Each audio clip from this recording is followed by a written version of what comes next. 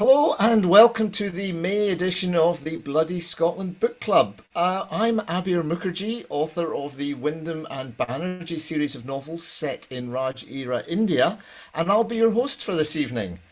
Tonight I am joined by three wonderful guests, and together we'll be reviewing three fantastic books by S.G. MacLean, Silje Ulstein, and D.L. Marshall.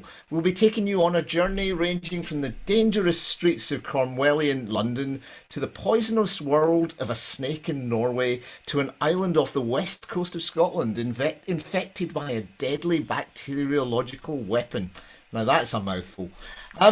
But this is a live and interactive book club, and your participation is vital. So before I introduce you to my guests and to the books, I want to thank you for joining the book club.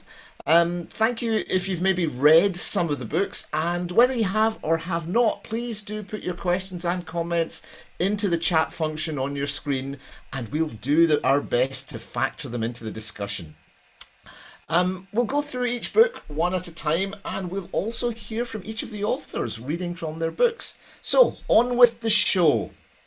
Tonight, it's my pleasure to be joined by an amazing panel.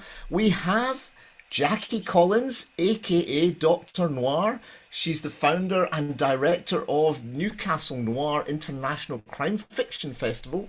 She's a keen passion of interviewing crime fiction writers, and is extremely partial to a criminally delicious slice of Nordic noir. A delicious slice of Nordic noir, Jackie. Yes, yes. I think of Nordic food as slightly rancid, so I'm wondering whether this should be a rancid slice of Nordic noir. No. The food is one thing, but when it comes to the crime fiction, It's different, is it? oh It's yes, mouth-watering. it's just on the palate and let it happen. My second guest is Claire Mitchell. Claire is a Queen's Counsel at the Scottish Bar whose career has specialised in criminal law.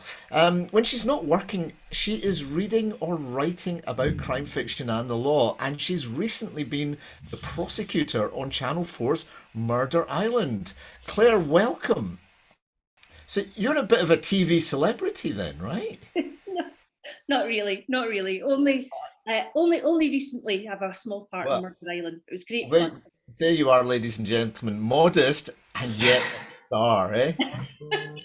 I think this. I don't think any book club can top that. And my final guest tonight is Gordon McGhie, and Gordon has been blogging as Grab This Book since 2014. Prior to that, it was Grab Something Else, but we're not going there. let's not go there. Yeah, the injunction is still in place, and we have a lawyer on the programme. He was a Nibbies judge in 2021 and is always worried people will discover how bad he is at remembering the names of characters in books. We are really going to have a field day with you tonight, Gordon. Yeah, it's going to be tricky tonight, but I'll do my best. I've got the books here to think back on. You've got the names on post-its, have you? If I was that organised, it'd be amazing. Well, welcome to you all. Let me start. How are you all? How is May treating you? Are you all full of the joys of spring? Jackie? Yes, it's wonderful. Seeing some sunshine, getting to the end of exam marking, and starting to think about what delights the summer might hold. Claire? Having just nights when you finish work and you can still go out and maybe even sit in the sun and read a book with some sun in your face. That I would love that. Unfortunately, I've got kids, so it's just a different season with the same issues. Yeah. And Gordon, tell us, Yes. what have you been up to? Well, it's a big day today for books. I don't know if you all know this, but today's Towel Day for Douglas Adams fans. So I have my towel here because it's important that you have your towel for the Hitchhiker's Guide to the Galaxy lovers. And it's also, 10 years today since Gone Girl was released? Is that right? So I saw it was shared earlier on, and there was speculation that there may or may not, I think there was a tease, be something more coming, but I don't know. But yeah, 10 years since Gone Girl, and I think we're nearly at the point where not every book is compared to the new Gone Girl, so we're getting there. Well, let's hope that's true, Gordon. Yes. Now, very important question. Have you all got something to drink? Yes. What have you got? What are you drinking, Jackie? It's a lovely coffee A lovely coffee. So with a little something in it. Yes, I see. A bit of an Irish coffee is that. And what about you, Gordon? What have you got? Well, mine is just a black coffee in the big mug, but the purple one is I'm going to do some branding. It's Vimto. I have avoided Vimto for 46 years and suddenly discovered it is amazing, and I just can't get enough of it. So I'm trying to keep myself hydrated and have sugar at the same time. So Can you show us? Can you show us it? Because we missed that. We need to see the Vimto and all. it is just, Wow, it's just that is literally a pint of Vimto and pretty much a pint of coffee as well. I've got a huge mug here. So once that goes cold, I move on to the soft cool stuff. So. And what about you, Claire? What have you got? I'm just going for your mug of tea. I wish I could say, oh, at this time of night I just have, you know, a pint of Vimto. Pint of Vimto. Everyone should have a pint of Vimto. I loved Vimto when I was wee. I do. I still like it occasionally when you can get it. Though I've been put off ever since someone pointed out that it's an anagram of vomit. But what can you do? Poor branding. I'm drinking. What are you on, Abir? I'm drinking. I was going to have a whiskey, but instead I'm having an Armagnac, which was bought for me by my wife at Christmas. So I am drinking an Armagnac tonight because that's the sort of show we are, cultured. Now let's keep going, shall we? Our first book tonight is The Seeker by S.G. MacLean. Shona MacLean, this book won the 2015 CWA Endeavour Dagger for historical fiction. And let me tell you a wee bit about it, and then we'll hear from Shona herself. The year is 1654. The place is London. Oliver Cromwell is at the height of his power and has declared himself Lord Protector. Yet he has many enemies at home and abroad. London is a complex web of spies and merchants, priests and soldiers, exiles and assassins. One of the web's most fearsome spiders is Damien Seeker, agent of the Lord Protector.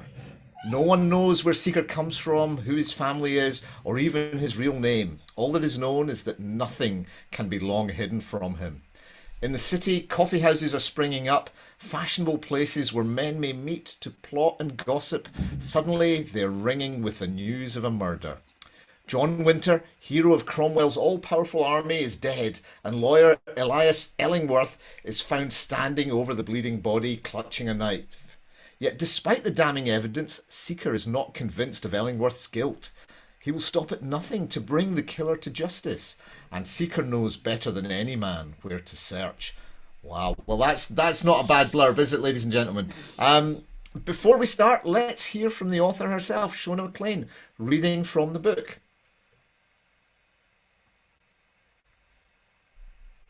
Hi, well, I'm just going to read a bit from chapter 1 of The Seeker, which is set in London in 1654, and this bit introduces us to Kent's coffee house and some of the characters who inhabit it. In her small chamber above the coffee room, Grace listened to her uncle go about his nightly routine of calling time on another day. She was happy. For all the world that passed by on their lane, for the murders, the robberies, the violent assaults and hangings that scandalised and entertained their patrons day to day as they drank their coffee and smoked their pipe, none touched her here. It was a continuing story, telling its tale again and again in the city, a background sound to the world of the coffee house. And indeed, the world did come to the coffee house.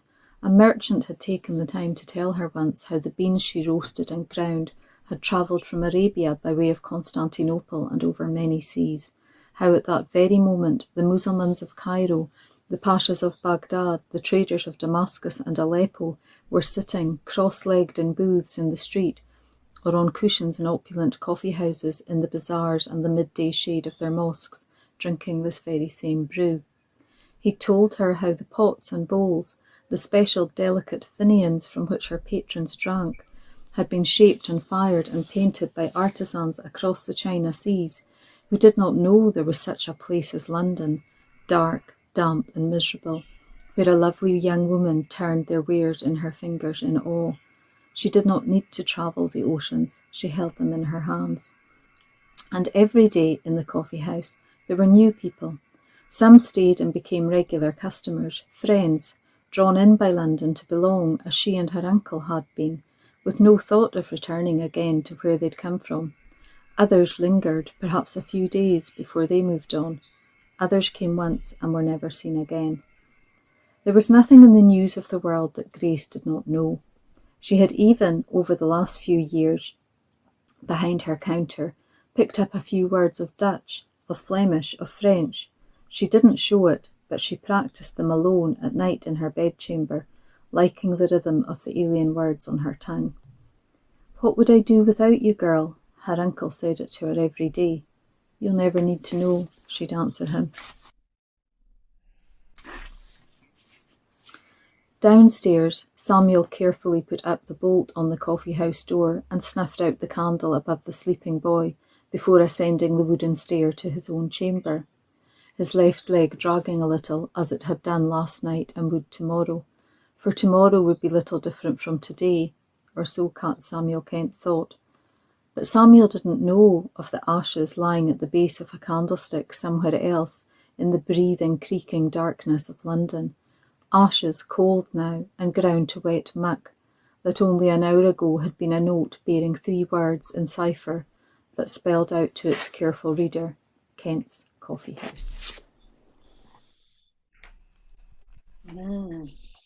Well, that was quite atmospheric. Before we go into this, I should just say that we were already getting comments. Danny Marshall, whose book we'll be reviewing later, is drinking Yorkshire tea. We've got Dennis York from Indiana. So we've got people in America. We've got somebody in Canada. We have Douglas Skelton, who's drinking vodka martini. He's forgotten to shake it, so he's jumping up and down at the moment, hopefully through joy and excitement as well. We also have Trisha Dudley from Calgary in Canada. Hi, Trish. It's great that you're listening from all the way over there. You probably want to hear what our panel thought of the book. Who's going to lead us off? I'm going to pick someone. Gordon, Albo, what did you think? I really enjoyed it. I don't read historicals very often, which I probably shouldn't say in company. But if a book's going to work for me in a historical novel, it has to set that scene. And you used the word atmospheric, and that's exactly what we got. The world came alive around about me, and ultimately we've got a really good murder story, which just kept on giving and giving. But at the same time, you've got this whole world of days gone by, and I'll come back to how poor my history is, but I actually felt like I was learning while I was reading, because the whole coffee shop culture, didn't know that was a thing, really enjoyed the fact it was centred around that. Even the politics at the time, showing up my poor education here, I felt I was like, okay, get my head around this. So he's with the king, he's against the king, but the king's not good, so we should, and it really was, and I just completely got sucked into it, which is exactly what I want. And I did it on audiobook as well, so I felt I got the full experience of it. It just really, it was a world coming around me, and that's all I want from a story. I want to get lost in a story. Well, that's quite a ringing endorsement. Shall I tell you what I thought? I must say I absolutely adored this book. Well, no, I adored it, but it also made me slightly jealous because I am a writer of historical crime fiction, and I must say the use of language, the setting of scene, as you said, Gordon, just the atmosphere that she creates, the authenticity of it. It feels like you're there. The language is accessible, yet it feels authentic. And there's a beauty to it. She's got a fantastic turn of phrase, which I just loved. On top of that, as you say, the history. I'm a history nerd, and I love books that teach us things. And so for me, this was, wonderful on one level, scarily good on another. But You yeah, spoke about the language. I always find with historicals it is interesting how the author, in this case Shona, has gone and made it feel like it's of its time. And I have read some historicals where they don't try and do that. They just tell the story, and you can almost be pulled out of that sense of location, that you lose that sense of past, because they're writing with a very modern style. It's not commonplace, but I've seen it, and it kind of, the book suffers as a consequence. But this, and especially when it was being the audiobook narrator, whose name I don't have to hand, it was very, very well done, and his voice just washed over me. It was very listenable. Lots of Dutch accents coming through, lots of London and a northern accent as well. So you've got that real immersion, but just as well with the language and the tone, and that's carried through not just in the dialogue, but also in the narrative. So you actually do feel this is a historical novel. I'm back in 16. I'm afraid I don't remember, but you're back in those days of Cromwell, and you're like, okay, yeah, this. 1654. Thank you. 1654. This is the problem with audiobooks. You don't have a thing to refer to. You can't just like pull up the relevant chapter and open it there. So, but yeah, it did feel immersive, and that's so important for any story for me, because as a blogger, I'm reading a lot of books at any one time, and to jump between a couple of different titles and lose your place or lose your focus, it can be a real frustration. But this one, very much always on point. I loved it, just as you did. Before I ask our other guests, just some more messages coming in. We've got Anne joining us from Texas. We've got Rhoda joining us from Cambridge. We've got Ian, who's just joining us from exotic Crieff, he says. That must be a different Crieff. No, I'm sure it's the same Crieff. Catherine accuses me of drinking almond yak. That's exactly what I am drinking, almond yak. And okay, who's going to talk about this next? I'm looking at you, Jacky. Come on, tell me, what did you think?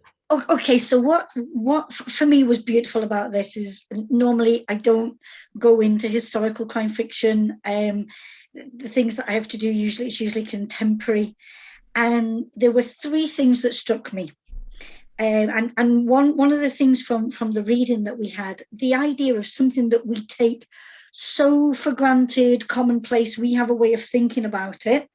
And there were other aspects like that, but a coffee house, so for us, Starbucks, etc., etc. I don't know if we're allowed to product place. Sorry if we're not. But Bento can do it. We can do it for Starbucks too. Yeah. But that kind of idea, and what going for a coffee means to us, and yet it's so easy either not to know or to forget what a coffee house was at that time and the kind of society that was formed around it.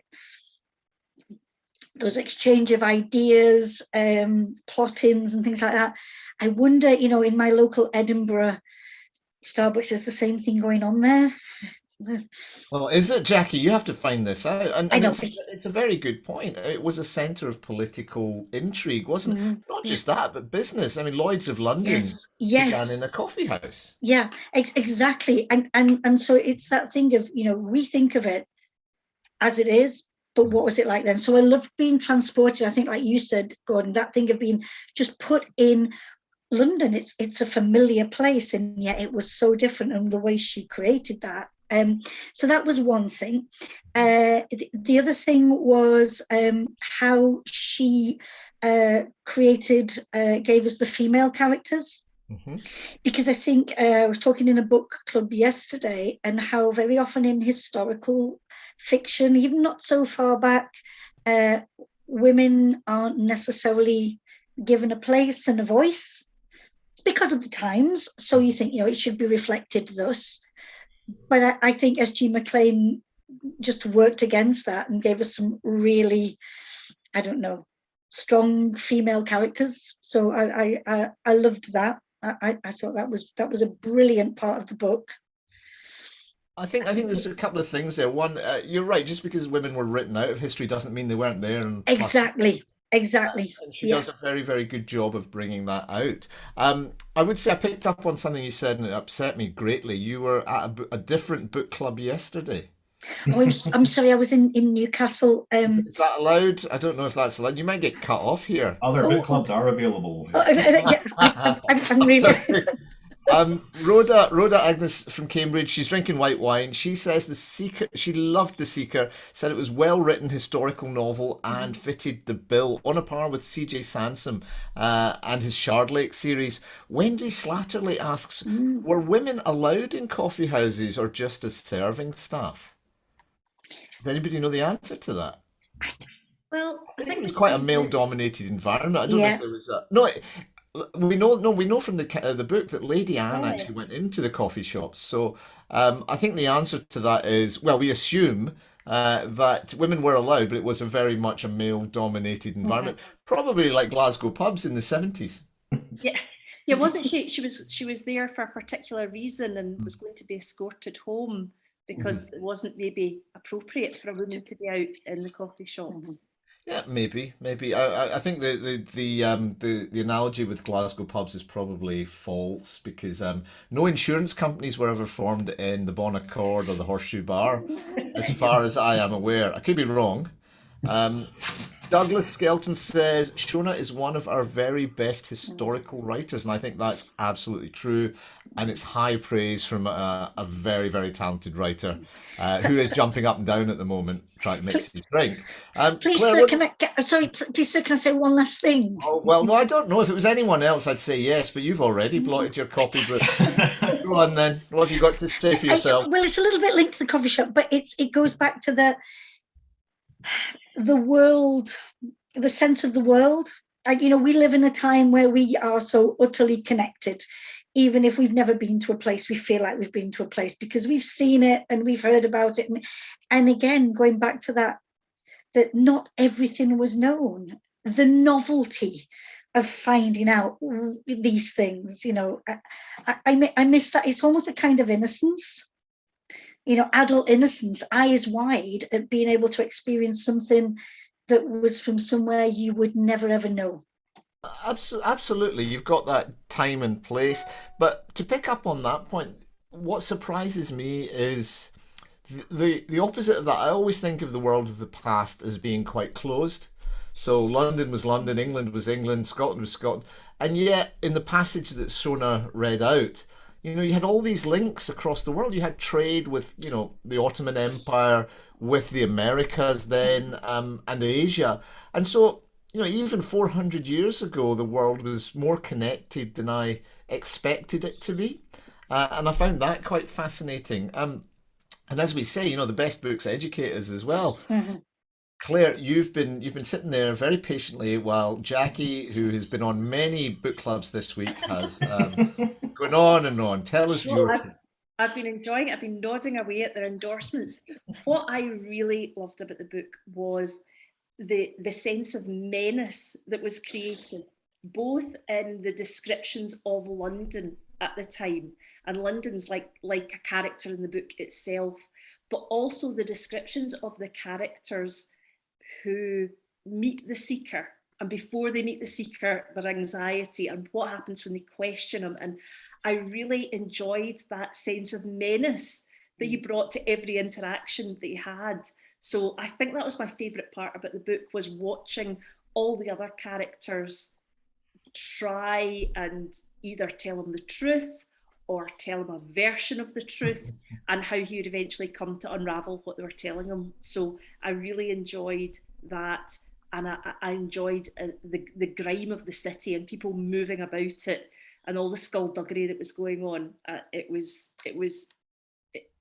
something where you one of those books, and one of the other books I think is very much the same, that you just want to keep reading. It stops at a bit, you're like, no, I want to find out when they go there what they ask him and whether or not he's going to tell them the truth. So there was a real compulsor to keep reading. I want to ask the panel about the character of Damien Seeker, because to me he's like a Cromwellian RoboCop. You know everybody is scared of him, and he's just this larger than life character.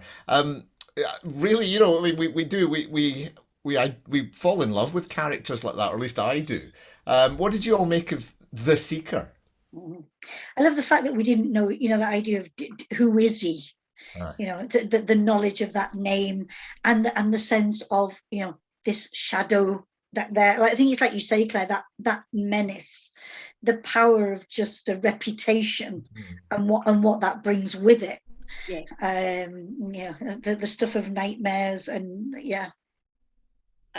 I like the fact that one of the female characters says she's quite independently minded, and she makes a joke, and while she's making the joke, it says Seeker reflected on the fact that not many people shared their humour with them. And it was quite funny, because you get this idea of this man who obviously realises what effect he has on people, but goes through life in a fairly mirthless way, with everyone just scurrying away from his attention.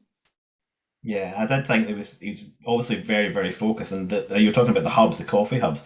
He's one of the few people that didn't know all the connections and didn't know when people coming. He's so focused on it, he doesn't really have time for anything other than what he has to do, which is to protect Cromwell. But just some throwaway lines, or they weren't throwaway for showing obviously. But at one point he just commented on their heads would be on spikes by the morning. And it's like he's got this ultimate power over so many people, but to him it's just they'll be heading a spike. It's compartmentalized. He does his job. That's what has to be done because that's what he's there to do.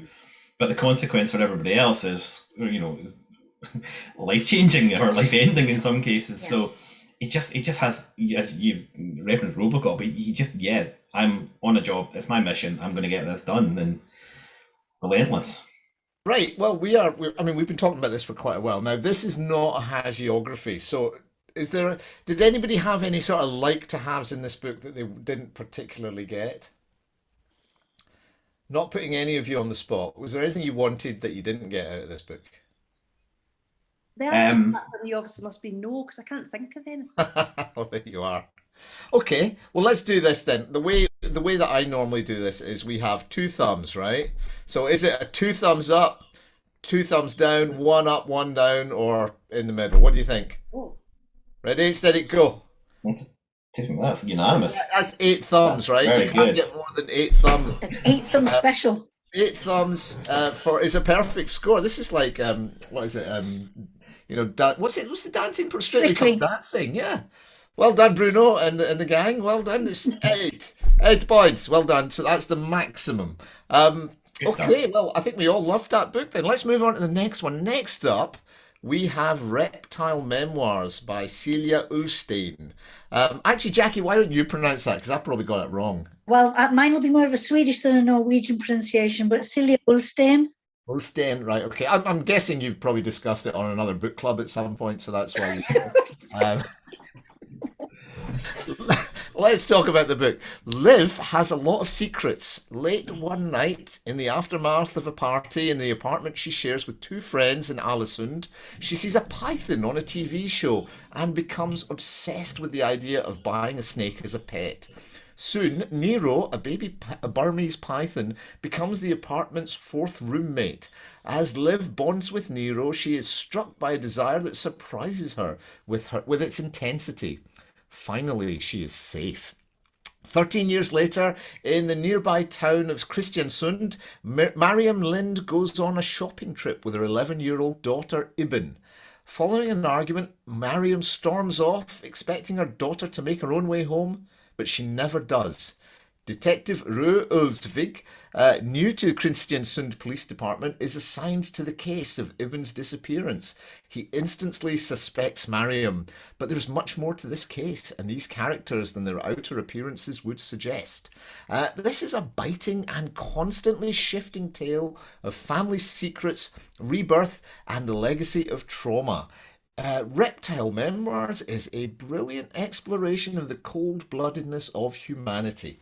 And that's just from the back cover, ladies and gentlemen. Let's hear Silje reading from the book.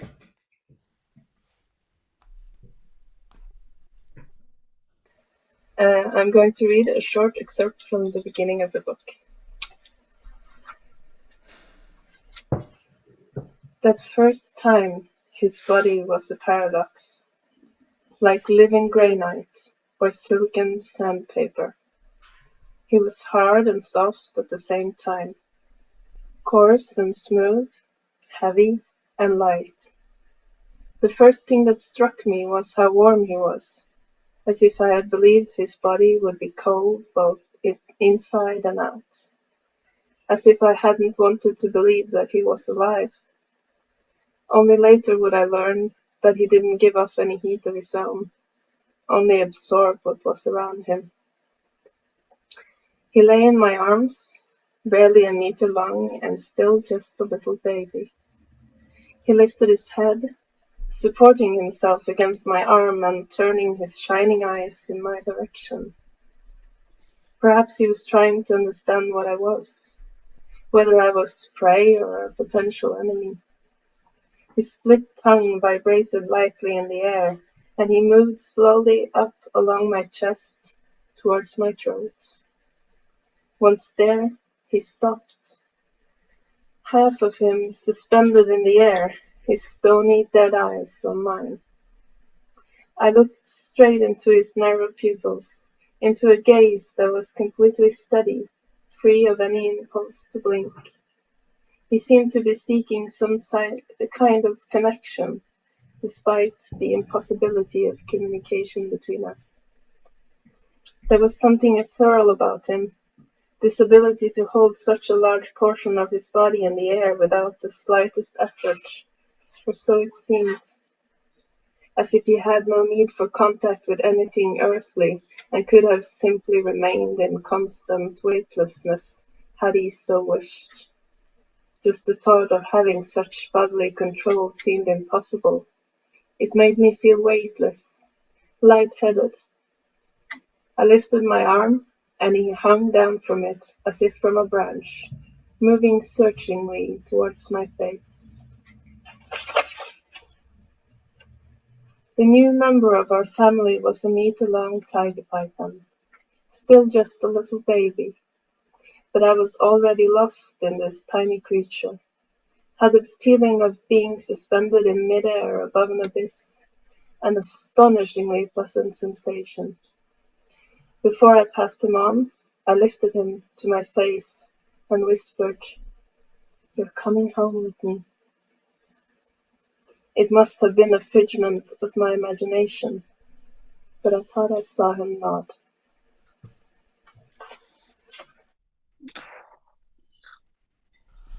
Well, I mean that was atmospheric too, wasn't it? It was certainly got me. This book had the hairs on the back of my head, my neck, standing up at points. Who's going to lead us off on this one? But please can I, because it's Nordic. Please. Of course, it's your slice of Nordic noir for tonight. Yeah. Tell us about it, Jacky. And I think, in all fairness, this is a book that if anybody does have a snake phobia, please do not pick it up. It's just, even the cover, so it's almost like a trigger warning. That said, I think it's a book of two halves, but like a football match, game of two halves. I also think it's a bit of a Marmite book as well. But what I really appreciated was first half, slow burn, really putting down ideas, really getting to know, and yeah, there is a massive cast of characters, which does make it tricky. Again, Abir, I can mention the book club last night. Go on then. Yeah, so there was a new member came, and because it's a European crime fiction book club, and she was saying, I'm just really worried that there's going to be all these names and I won't know how to pronounce them. And I always say, write a little crib sheet. Yeah. And always keep it as you read.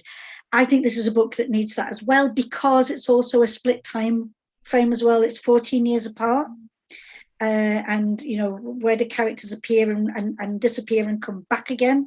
But for me, it holds all the gloriousness of Nordic noir and then that little bit extra. So we have the notion of dysfunctional families. It's bleak.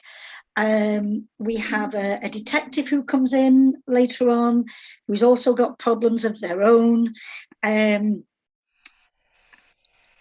The setting I thought was really good. She avoided taking us to those typical places, Bergen, Oslo, and sends us up to the sort of like the West Coast a little bit further up. So we're in that Scandi setting, but it's a little bit different. So I really appreciated that. But then she gives us this thing of trauma and how do we process it. So again, it's not an easy book to read. But I think it enables us to ask certain questions that maybe in our own lives we might not want to go there. I think the book's a great platform for that. And then that sense of, if you'll forgive the sort of like the pun here, can we ever really shed our skin?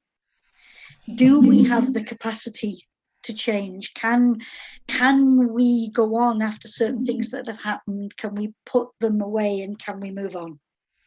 And this is the thing, I mean, this is a debut novel, right? The cracker of the risk of this character, the snake. So in the reading, she is describing the snake and how it becomes a part of the flat, shall we say, you know, the roommates. But then at various points, we get the snake's perspective of all that is going on, and how what we might deem as the monstrous, we get to hear from the monstrous. It was something that for me just held me captive, a bit like, you know, trust in me. Yeah. And then, well, because you can't give anything away, but bear with it until the end, because it's like, yeah.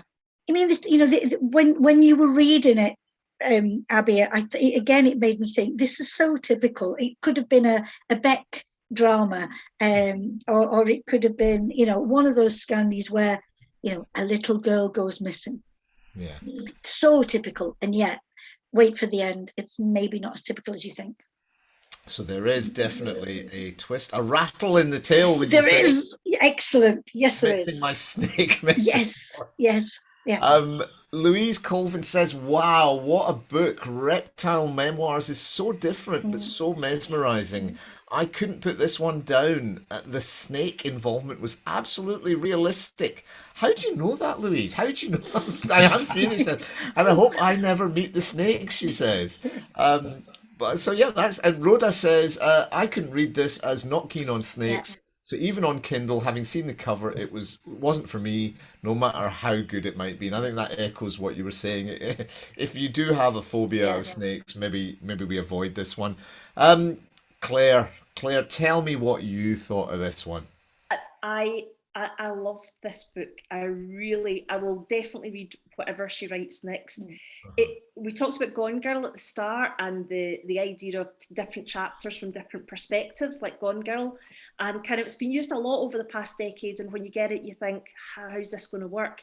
But it literally coiled like a snake back and forth through time, with different time spans getting shorter and shorter between events. And like another one or two motifs running through the book, you kind of know and think with dread in advance what's going to happen. I don't want to spoil it, but I think there's parts that we all know when we read it. We think, oh no, you're all laughing. You're like, oh no, I know it's going to happen here. And the inevitable, you come towards the inevitable. I think that happens 2 or 3 times. Also, this book literally made me gasp out loud at one particular point. I'll not say what it was, but I'll just say it was to do with the detective at one particular pivotal part in the book. And you read books, and it's not often you're surprised by where the twists and turns take you, but it's not often you actually gasp when you read it. And then again, it twists and turns back in itself. So you're never quite sure where you are. So is this going to be making our shortlists of the best debuts or the best books of the year? Possibly for me, yep, but there's still one to go. True. And there's still 6 months to go as well. Yeah. So yes. Oh yes, well that's ringing endorsement. Louise has written again saying she loved the layout of the book, just echoing what you were saying, how each chapter was the different character. Even the memoirs of the snake had chapters amazingly done. You actually believed its dialect, which I have to agree with that. It was terrifying at times to read, so amazingly plotted, so scary. I love the fact that the snake had such a different take on things. Yeah. So quite comedic, in fact, really, at some parts. Yeah, like totally out of everybody else, just that observer, say that language. And I was really concerned at the author getting into that character, because to be able to create that, it's like Silje, because you just don't seem that kind of person. I think that's the skill. Yeah. Yes, becoming the snake, ladies and gentlemen, is the journey that this writer will take you on. Gordon, hello. How's the Vimto going down? Slowly, I'm nursing it because we've still got Danny's book to get to. So It'll see me to the end. We're all good. We're all good. Good. As long as there are no toilet breaks, we're going to continue. We're fine on that front. What did you think of this one? I struggled a wee bit with this one, and it goes back to how you introduced me with struggling to remember character names, and Jacky touched on it. There's a lot of people in this book. And snakes. And snakes, yeah. And that's the thing. Last year I read a book where some of the chapters were written by cat, and this one there's chapters written by a snake, and I've got a book on my shelves where there's badgers writing the chapters. So it's a new theme I'm looking for. So we need to get a panel at a festival there for. It's a veritable menagerie on your bookshelves, isn't it? We could have anything, yeah. There must be more out there I don't know about, but I'm keen to learn. So back to Reptile, but yeah, there's a lot of good stuff in here, and there was some really dark chapters which appealed to the crime lover in me. There was some bits that are like, she's not going to take, oh, she is going to do that, okay. So that's always fun. I did struggle with the jumping around the times, because as I'm again going between multiple books. Although I read this one in one sitting, I tend to read quite fast, and I don't always necessarily read the chapter headings. So I found myself flipping back going, right, what year are we in now? Who's writing this? Who's narrative? Because it wasn't always obvious, because I was going too fast and not doing myself justice here.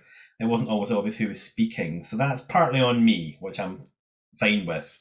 But it kind of slowed me down a wee bit because I wasn't given the book possibly the full care I should have done. So I slowed down as I got further into it, and I realised that I had to be much more on it. Again, just the character names, there was a lot of people to keep track of. Once I slowed down, and towards the back of the book when Jacky actually said it picks up pace, I was there, yep, very much on it, but it's that slow burn at the start I found quite challenging. So it's definitely, my recommendation would be, it's a great story, there's some good stuff in there, you got to stick it through the first third and make sure you're comfortable who's who. That's my top tip for reading it.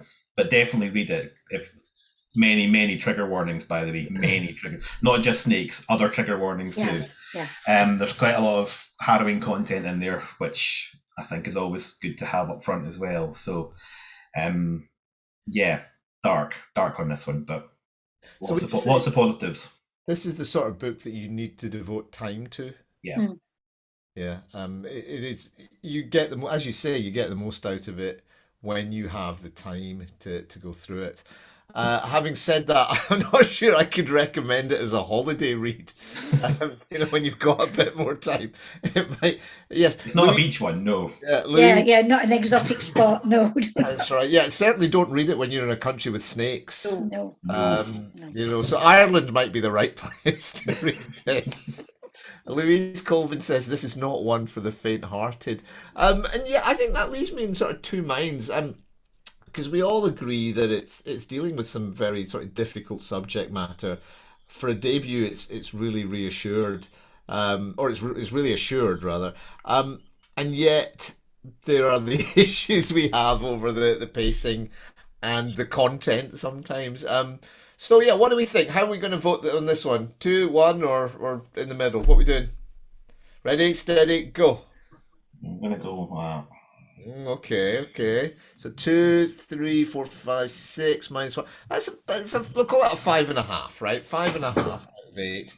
That's you know what? That's a good score. And the reason that the points were lost really is to do with the content being quite snake heavy, shall we say? But a great book. And yeah, if that's your thing, if you want something deep and you've got the time and you don't mind some of the harrowing nature of the contents and the snakes, give it a shot, because it is a deep book, and you'll get, and it shows the range of subject matter and depth that crime fiction can tackle. Definitely. That's always a good thing. Yeah. Okay, we move on to our final book of the night. We have got Anthrax Island by D.L. Marshall. I'll tell you a wee bit about that. In 1942, in growing desperation at the progress of the war and fearing invasion by the Nazis, the UK government approved biological weapons tests on British soil. Their aim to perfect an anthrax weapon destined for Germany. And the truth is they succeeded. But that attack was never launched. The testing ground, Grenard Island. Am I pronouncing that right? Is it Grenard Island?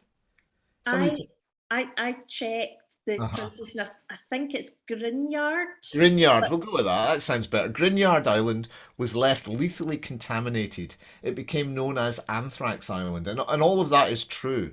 And this is where D.L. Marshall starts his novel. Now, government scientists have returned to the island. They become stranded by an equipment failure, and so John Tyler is flown in to fix the problem. He quickly discovers there's more than research going on. When one of the scientists is found impossibly murdered inside a sealed room, Tyler realizes he's trapped with a killer. Let's hear from the author, D.L. Marshall. I'm going to read from near the start. Our protagonist has just been dropped on a remote beach by a helicopter. I rubbed the visor of my gas mask, but it didn't improve the view. The island across the bay were no more than a dull grass-covered rock, gravel spits and foaming cliffs, inhospitable, malevolent even.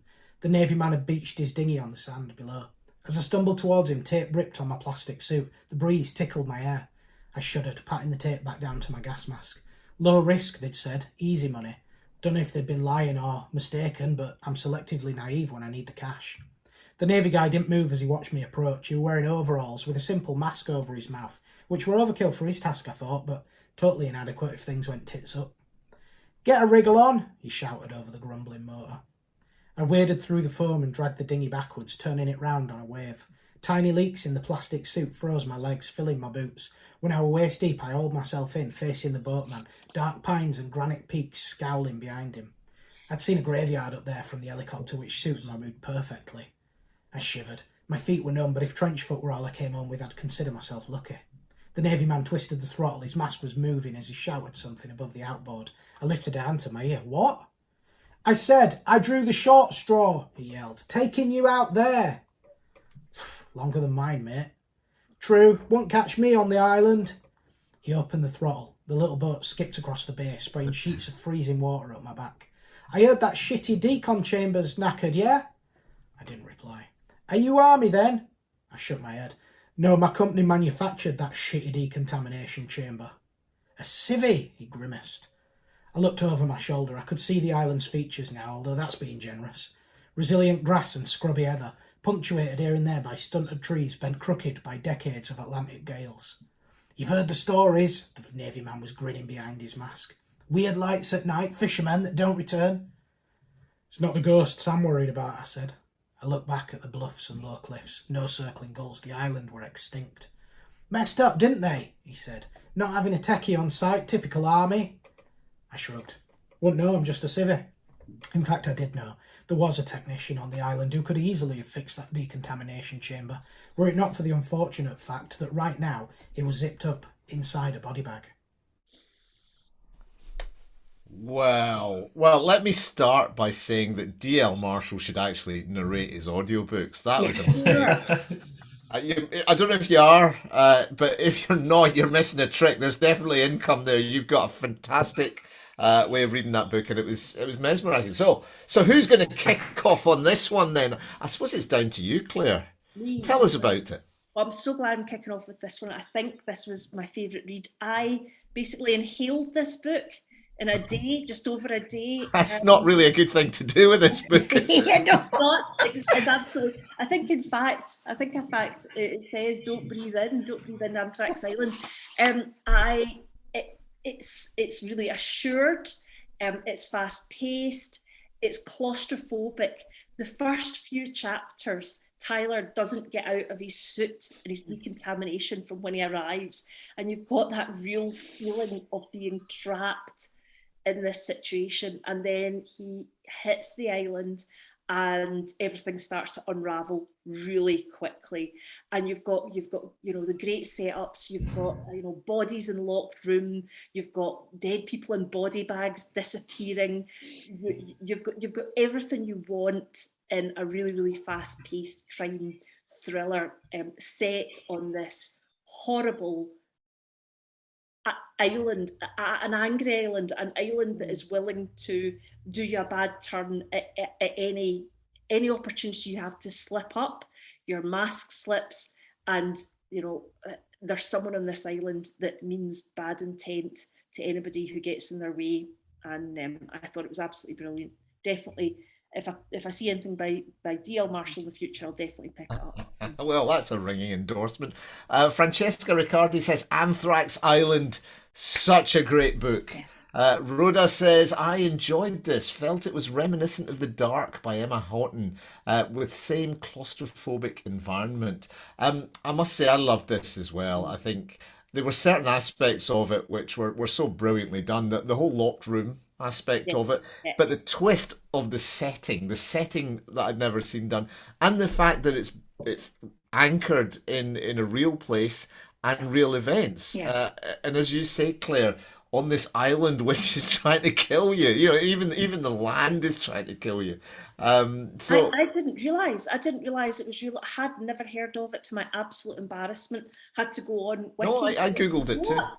What? You're telling me that we just gave over this lump of land that and then just left it?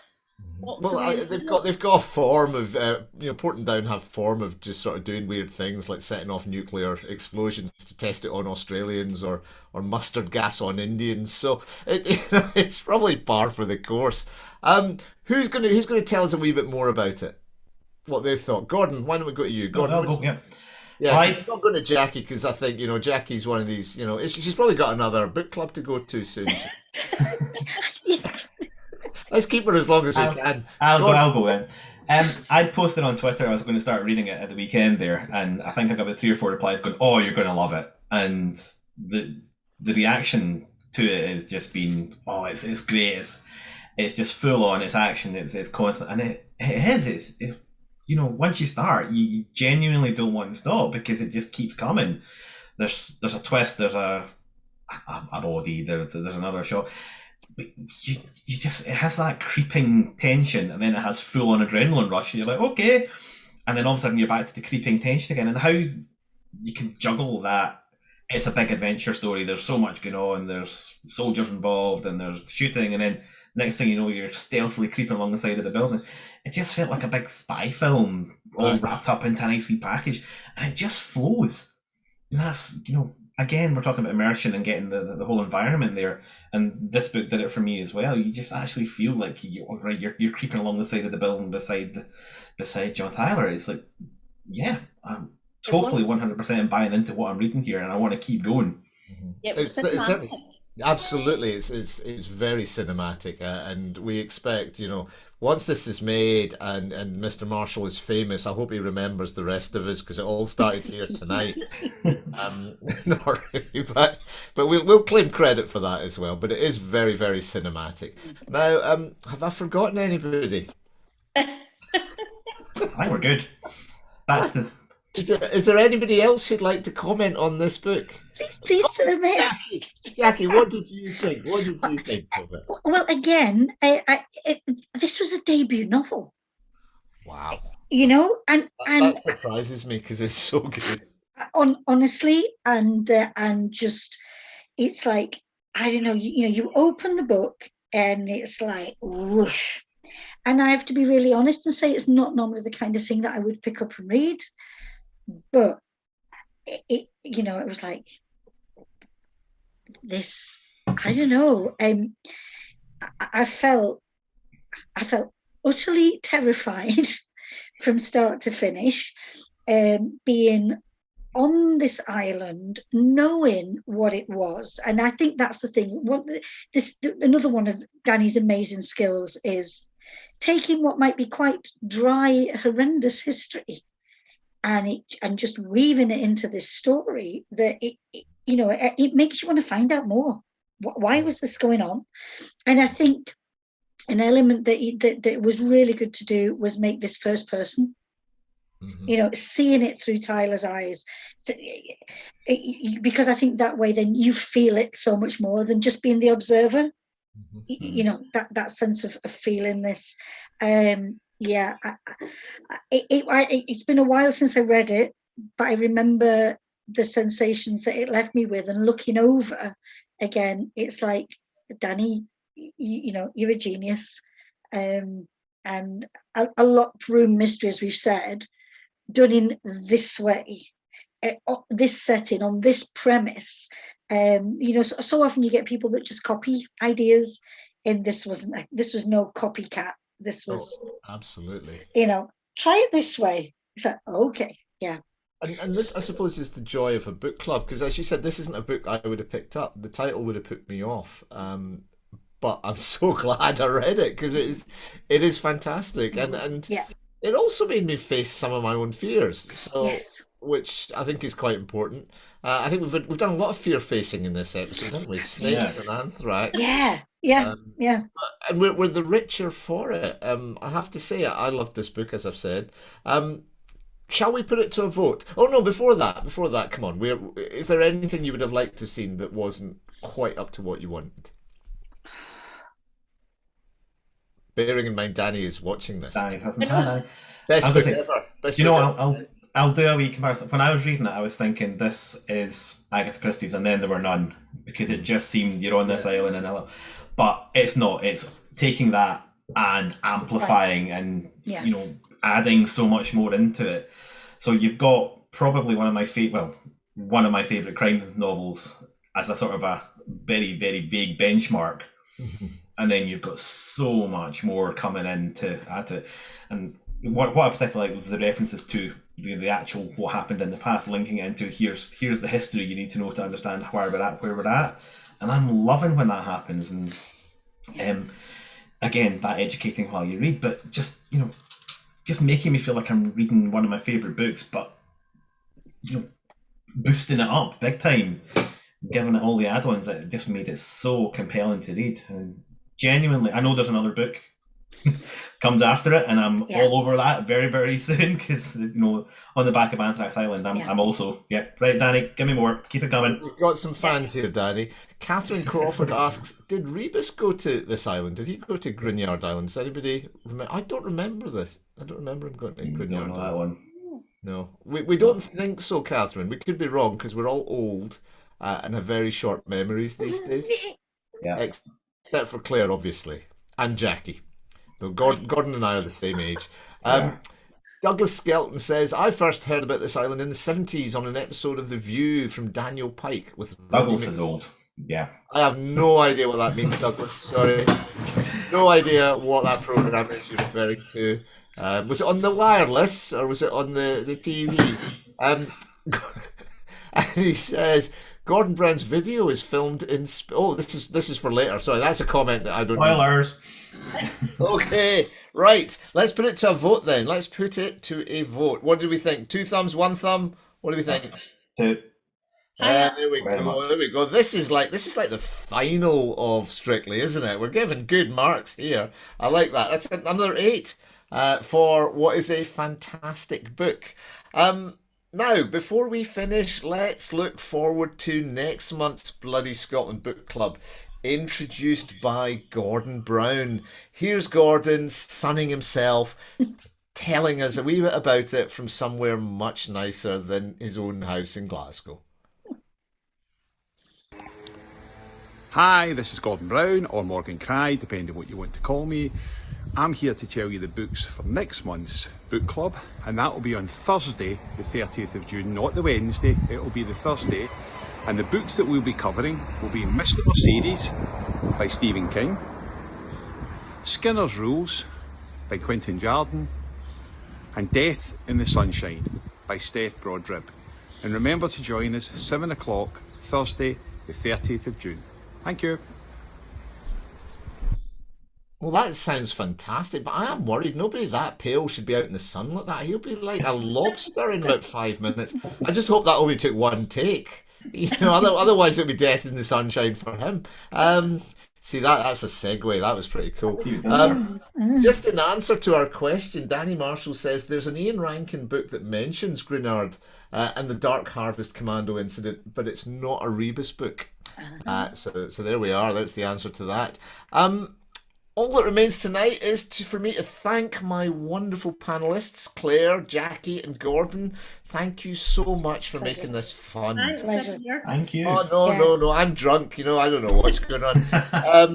And thank you to all of you at home who've been watching from around the world and submitting your questions, and Douglas Skelton too. This discussion wouldn't have been half as enlightening without you all. Please do tune in to the next episode. Hopefully Gordon will have recovered from his sunburn. And in the meantime, stay safe and happy reading.